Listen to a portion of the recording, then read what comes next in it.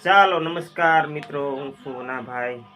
ફરી નવા વ્લોગમાં આપ બધા દર્શક મિત્રોનું સ્વાગત છે. અને આપણે ઘણા સમય પછી બ્લોગની શરૂઆત કરીએ છીએ. હવે ધીમે ધીમે પાછી ચેનલમાં વિડીયા રેગ્યુલર આવતા રહેશે.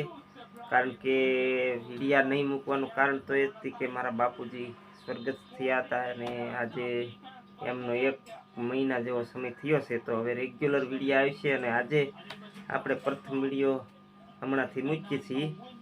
તો ચાલો મિત્રો, તમે અગાઉ વિડીયોમાં જેવો સપોર્ટ આપ્યો એવો સપોર્ટ કરતા રહેજો. અને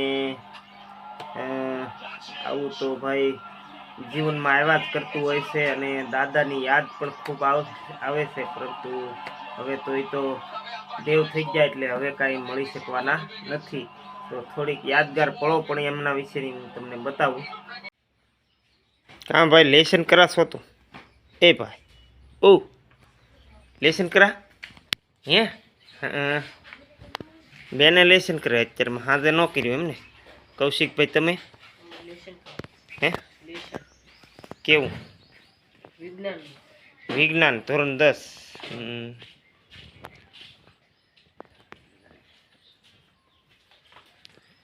ભાઈ લેસન કરે. હેલા ભાઈ, તું બહુ ભણવાનો છો, ભણીને અત્યારમાં લેસન કરવા બેસી જાય ભાઈની.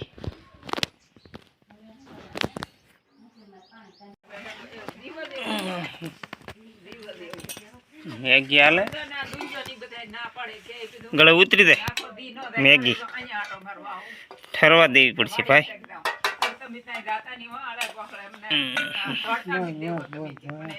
થોડી થોડી રાખ ભાઈ.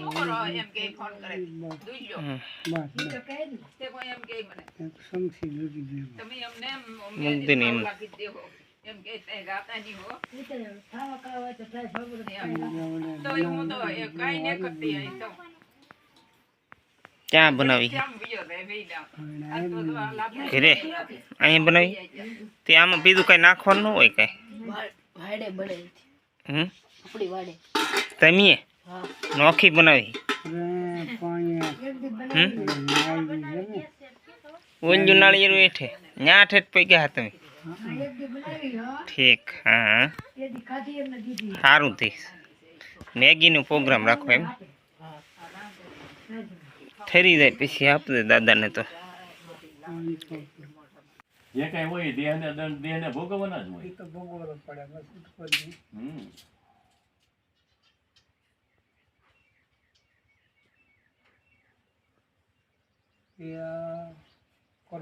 કરવું નિદાન કર્યું આપણે.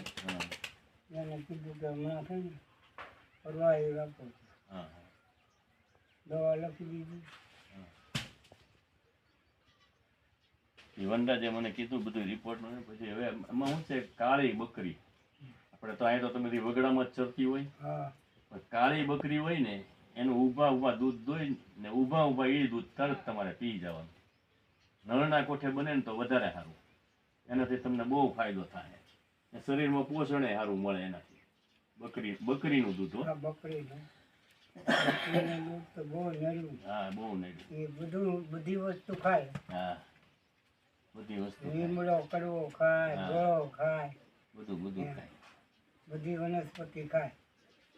એટલે બકરીનું દૂધ તો બહુ સારામાં સારું. હા,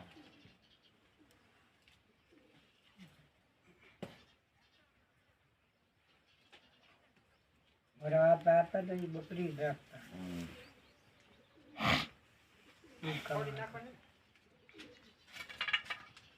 ગાય રાખતા પણ બકરી તો રાખતા.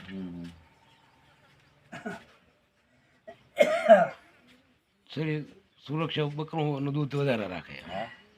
અને આમે બકરું છે ને ભાઈ, બધી ઊંટ મેલે આકડો ને બકરી મેલે કાંકરો, બધું ખાય. બધું ખાય. અને એ વગડામાં ચરતી બકરી શહેરમાં હોય તો બાંધેડું વધીને ગદબ નાખે, બીજું શું નાખે? રચકા. ઓલું આ બકરું જે ખાય ને એ વસ્તુ ઓલી બકરું ન ખાય. હા, તો આખી ઉંમર. હા,